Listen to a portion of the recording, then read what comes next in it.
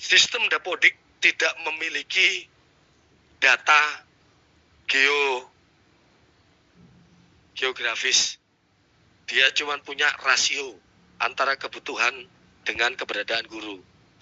Geospasial kita belum meletakkan geospasial yang ada di Dapodik. Kami berasumsi guru yang rasio kekurangannya sedikit 1/5 itu ya lebih mendekati kota administratif dibandingkan dengan rasio yang kekurangannya banyak 3/5. Sehingga kami membuat draft. Sekali lagi, membuat draft. Urutan pertama kita taruhlah yang lebih mendekati kota, asumsinya. Kekurangannya lebih sedikit. Enter.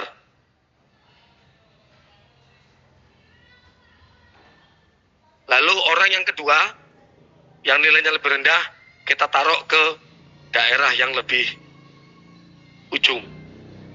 Untuk K2 dan negeri. Untuk K2 dan honor negeri. Sekali lagi saya bilang untuk K2 dan honor negeri. Tadi passing grade ada 4 kan? K2, honor negeri, PPG, dan swasta. Untuk K2 dan honor negeri, kita tempatkan dulu pada aglomerasi kota. Dengan cara melihat rasio perhitungan, itu yang lebih kecil, asumsi kami, itu berarti yang lebih mendekati kota. Nah, tadi saya bilang draft. Kenapa saya bilang draft? Jika Bapak Ibu masih memiliki formasi, Bapak Ibu masih punya hak. Sekali lagi, Bapak Ibu masih punya hak untuk menukar orang pertama tadi yang ada di keranjang tadi. Ini baiknya orang pertama jangan ada di sekolah yang atas. Orang kedua taruhnya jangan yang di bawah. Tapi kita tukar, misalnya, masukan dari Bapak Ibu. Orang keduanya di atas, orang pertamanya justru yang ke bawah. Kenapa? Karena mungkin Bapak Ibu lebih memiliki pertimbangan keluarganya ada yang di sana. Oh, yang ini perempuan, yang ini laki-laki, yang laki-laki aja. Itu terserah dari pemerintah daerah. Tapi kita di DES itu kita sudah punya draft. Siapa kemana? Untuk melukir, merotasi orang yang kita buat draft ini tadi, tetap Bapak Ibu punya kewenangan, punya masukan untuk menukar. Hanya yang di keranjang tadi. Bapak Ibu tidak bisa menukar orang-orang kejadian yang ada di sekolah A dan sekolah B. Karena sekolah A dan sekolah B itu orangnya memang sudah bekerja di sekolah tersebut. Itu udah nggak usah ditukar-tukar. Karena memang dia sudah ada di situ. Tapi bagi yang dipindahkan, Bapak Ibu punya suara. Nanti di DES. Nanti di meja Bapak Ibu punya suara.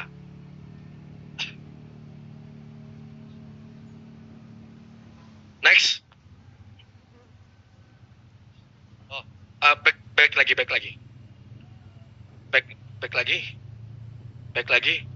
Nah, ini saya ulangi.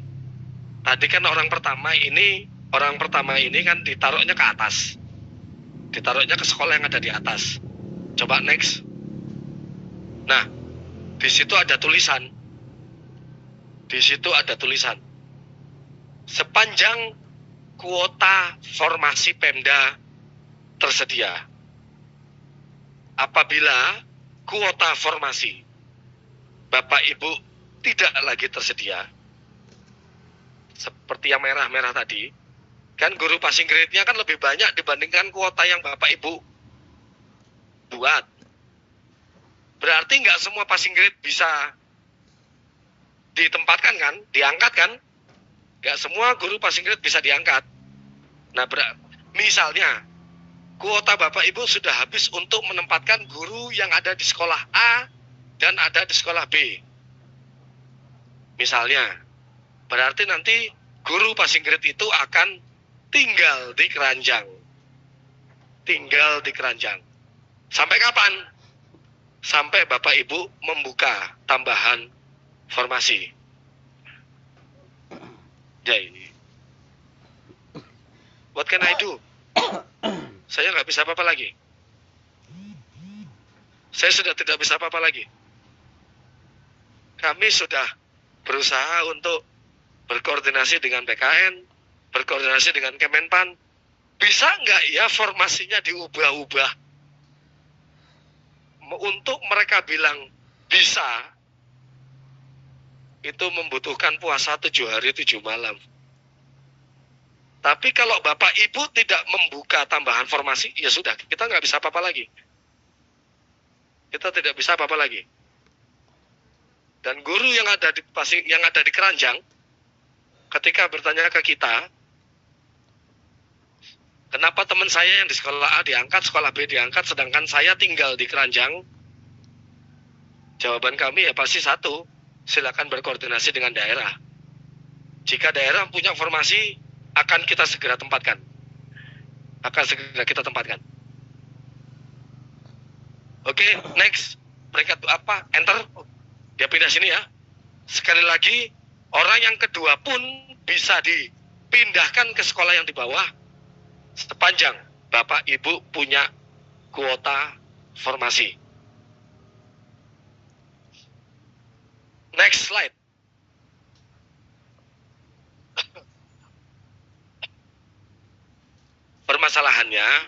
Permasalahannya ini bukan hanya kuota formasinya Bapak Ibu saja, tapi ada masalah lain. Selain masalah kuota formasi, bukan. Ya kuota formasi kan korelasinya ke anggaran, bukan. Tapi juga ada permasalahan lain. Contoh mata pelajaran bahasa Inggris. Bapak Ibu itu memiliki guru bahasa Inggris itu kebanyakan. Iya toh. Contoh bahasa Inggris ada lagi TK bahasa Inggris, ekonomi itu kebanyakan.